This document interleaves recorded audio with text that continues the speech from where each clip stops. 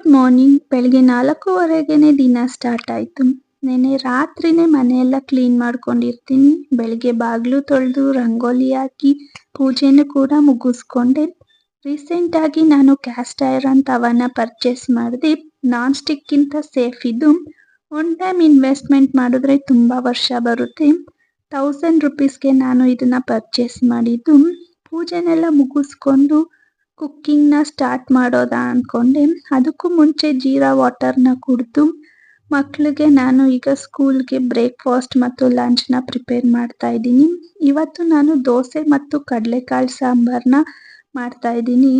ದೋಸೆನ ಈ ಥರ ಚಿಕ್ಕ ಚಿಕ್ಕದಾಗಿ ಹುರಿಯೋದ್ರಿಂದ ತವಾದಲ್ಲಿರುವ ಎಲ್ಲ ಸೈಡು ಯುಟಿಲೈಸ್ ಮಾಡ್ಕೊಂಡಂಗಾಗುತ್ತೆ. ಇದ್ರದ್ದು ಏನಾದರೂ ಲಿಂಕ್ ಬೇಕು ಅಂತ ಅಂದರೆ ಲಾಂಗ್ ವಿಡಿಯೋದಲ್ಲಿ ಹಾಕಿರ್ತೀನಿ, ಚೆಕ್ ಮಾಡ್ಕೊಳ್ಳಿ. ನೆಕ್ಸ್ಟ್ ವಿಡಿಯೋದಲ್ಲಿ ಸಿಗೋಣ. ಬಾಯ್.